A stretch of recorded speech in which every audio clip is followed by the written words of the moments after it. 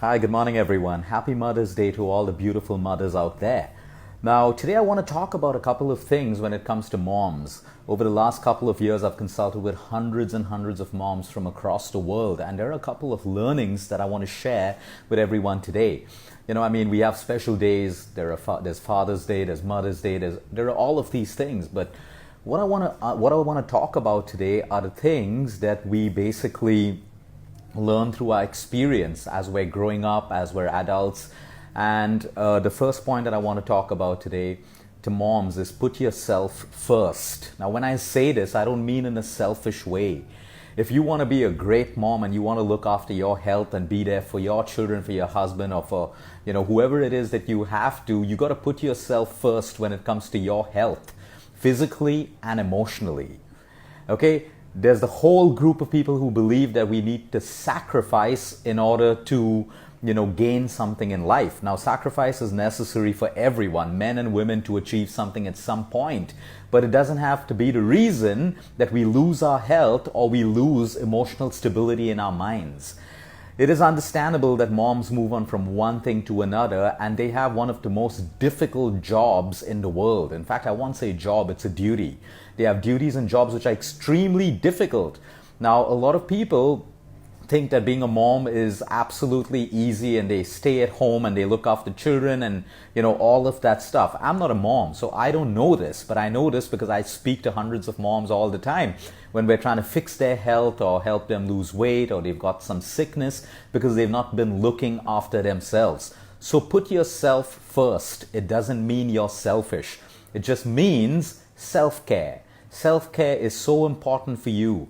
Make that time for yourself every single day. It is impossible that you cannot find more than 15 or 20 minutes in a day for yourself. It is impossible. Whether you have servants at home, whether you don't have servants from home. It's all about your mindset towards life, and when there's a will, there's a way. If you need to find time for yourself, you can. So when you look at yourself holistically, it's about what you feed yourself. So if you're in a hurry, you don't feed yourself junk food, because sooner or later that's going to compromise your health. And we all know that when your health is compromised in the family literally suffers, because moms are the building blocks of health in the family. They're the building blocks of families. Families usually sustain with what the mother creates at home. It's so important. And this doesn't mean you have to be a stay-at-home mom. There are moms who build great families, they build great careers, they build great jobs and all of that stuff. But what I noticed that happens in today's world is that a lot of moms who are stay-at-home moms, they don't feel good about themselves when they compare themselves to the lives of other women who are building great careers and are ambitious and running their own companies and have great positions in companies and stuff like that. The first point is stop comparing yourself. Everyone is different. Everyone is different. I know so many people who have corporate roles and are doing successfully in their careers, but they wish, like they say, the grass is always greener on the other side. They wish that they were stay-at-home moms and they had more time with their children and more time at their homes and stuff like that. So like I always say, the grass always looks greener on the other side. You stop looking on the other side. You start looking at the grass that you're standing on, and you water the grass that you're standing on, and you make that greener yourself. Because you'll find a greener pasture somewhere else, and then a few months later there'll be another greener pasture somewhere else, and all your life you go on chasing and chasing and chasing and never ending up being truly happy. So today, if life has put you in a situation, or you've chosen to be at home with your children, that is what you've chosen, or that's the path that life's put you on. Make the most out of it. You can make it beautiful, you can make memories out of it, and you can do all of these things together. The moment we start comparing and looking left, right, and center and attaching our self-worth to everything around us other than our own happiness, that's when we start feeling miserable, we start feeling restless, and we start feeling empty in our hearts. I know so many stay-at-home moms who say, oh, but all my friends, someone runs a boutique, someone's doing this, someone's a CEO of a company, and you start feeling lesser than yourself. That's when your self-worth and your self-esteem starts falling. But you got to believe that you've got one of the most profound duties or jobs in the world that you've chosen. It is bringing up your children or looking after your household. The kind of values that you instill, the kind of time, the kind of love, and giving love to your children requires time. That is priceless, because you can keep buying your kids gadgets and electronics and bribing them with holidays and taking them out to eat all the time. At the end of the day, that's not what the child truly needs or truly wants. After a point, you'll find out that a gadget can't make a child as happy as the love of a mother, the love of a parent, or the time and the affection that you give them. That is priceless. Nothing can ever replace that. And I'll give you a simple example. This is something that we see in children when they're sick. The moment they fall sick, they get all the attention of the moms and the fathers. Okay, they get that love and that attention when they're sick. Now, this becomes a psychological dependency, and we see full-grown adults sometimes in life when they have everything, but they don't have love. The body starts falling sick because it wants that love that came to them only when they were sick. So the body actually produces a sickness in order to get that kind of love, because you see, you think you can live without love, you think you can live without affection and human emotion, but you can't. At some point, the body is going to find ways to get that. It's like a child throwing a tantrum only to get attention. You give the child attention, the tantrum stops. It's as simple as that. So there are basic innate human needs that children and adults require. And when we give it to them, everything turns out to be just fine. So we've actually seen adults falling sick for no reason at all. And when they get love, when they get care, when their families come together, everything changes. I've seen people heal with one simple drug. When they fall sick, they start getting love from their family members. Families come together. When parents are about to die or they're aging, then the families start coming together, and you can see how the health of that person changes. It comes down to the basic innate qualities of human beings. Love, acknowledgement, feeling valued, being validated, feeling appreciated. These are things that money cannot buy. So when you're a mom, put yourself first. Surround yourself with people who make you feel good. Not in a fake way, but who genuinely make you feel good. I can't tell you how many moms there are out there who are in the wrong groups. Groups that destroy their self-esteem. Groups that make them feel little.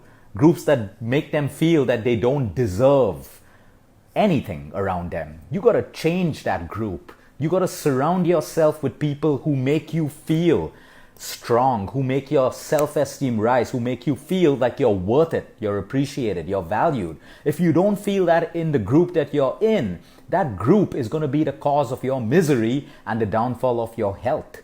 It is so important for you to realize that surrounding yourself with the right people will uplift you, and surrounding yourself with the wrong people will push you down. Like an anchor, it'll keep pulling you down. And no matter how much you meditate, how well you eat, it will not fix the problem. Because we're social creatures, human beings are social creatures, and we got to surround ourselves with people who uplift us. So many people go out there socializing and partying in groups that don't make them feel good. And that's not good for your health. So surround yourself with people who uplift you and make you feel good about yourself. Give yourself time in a day to meditate a little bit. If you don't have time for a 1-hour workout, do a 20-minute walk. Find creative ways to be active. Because if you're not active in the name of looking after your family and raising your kids and classes and tuitions and all of that stuff, you're going to suffer, because your kids are going to grow up and your kids are going to leave you at some point. And all of a sudden, you're going to be left with this complete void. So it's not wrong for you to think about your ambitions, your goals, your passions, and maybe right now life won't allow you to do that because you're busy with your children. That's the phase of life you're in. But at some point, you will have that time and space to chase that passion or convert that passion into something that you really like a career, an ambition, or a business, or whatever it is. So don't stop dreaming, don't stop thinking. Okay, just because you have a child or you're a mom, it doesn't mean it's the end of your life. In fact, it's a beautiful journey if you put it together. Remember, it's about mindsets. You can have mindsets, and I keep telling this to pregnant moms all the time. You can have a mindset that you've built by listening to all the moms around you that, oh no, pregnancy is going to be tough, and then you have children, there are going to be sleepless nights, your children are going to wet the bed, you're going to put on weight which you can't lose, your body's going to change, and all of that stuff. All of that stuff that you hear creates a mindset in you, and that mindset is not your fault. But you need to understand you're responsible for the mindset you have. And then there are so many people who don't know about these things, and they just go through a beautiful pregnancy. Their children grow up, they don't have sleepless nights. Their children wake up maybe once to feed, sometimes not at all, and they have proper sleep cycles, and their children never wet the bed. And so what you hear forms your mindset, and it can take away so much of stress from you when you stop believing that everything that someone goes through means you have to go through it as well. So they have a name for children who are 2 years old, they call them the terrible twos, and then they have all these names which are ridiculous, because once you label a thought in your head, your children are going to turn out that way. But I'll give you my own example. My daughter's 2. I never saw a terrible 2. I've not seen a terrible 3. I've not seen any of that. I'll take it as it comes, and that's how you need to do it. You got to take life as it comes. You can't wait for media and what people say to form a mindset of how your children are going to grow up, and how your pregnancy is going to be, and how your menopause is going to be, or how your body is going to change post-pregnancy. If you have a mindset that you believe in, you form your own mindset, because everyone is different. Everyone's children is going to be different. So if your child is a little bit slow in school, it doesn't mean your child is going to be slow in life. Your child may turn out to be the most brilliant person. So we got to stop comparing and change our mindsets. It's extremely important. Another important thing that I see amongst moms is worry and anxiety. Now, I can't change that. My mom's probably 68 years old, and we've never been able to change her anxious nature. But that's not a problem. There's only one thing that you got to keep reminding yourself, that no amount of worry and no amount of anxiety is going to change the problem. And if you think right now of 10 things that worried you last year, you'll find that none of them really came true.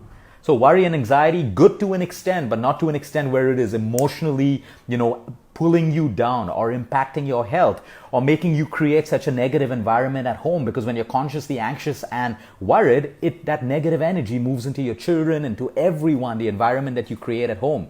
So I'm not saying don't be anxious and don't be worried, but I'm saying be in control of it. For that, you meditate, you have me time to worry, to wonder what is the seed of your worry? Is it from everything that you're hearing around you? Yep, we have a lot of rape in our country right now, and we are worried about young girls and children and stuff like that, but we can't stop living life.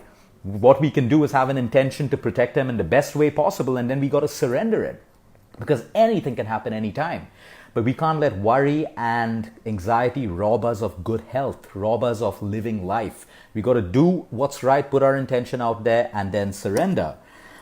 So the most important thing when it comes to Mother's Day today, the message that I want to make is put yourself first. It is not selfish. Start loving yourself in the real world. It doesn't mean being in a relationship or having children has to be a sacrifice. It doesn't. When you really put everything down on a piece of paper, you can work it out and have the best of both worlds. You can enjoy the journey of your children growing up, and you can enjoy the journey of you moving forward as a human being and evolving on your path of life. Nothing has to come to a standstill. Have a great Mother's Day, and remember, it's health first, because health is your biggest wealth.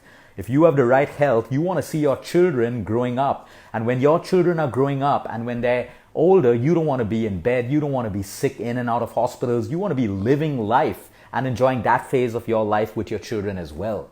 As we age, it doesn't mean that we have to have less. As we age, it means we got to age gracefully and live gracefully. Balance and moderation. Have a great Sunday, everyone. Until next time, eat smart, move more, sleep right, and breathe deep.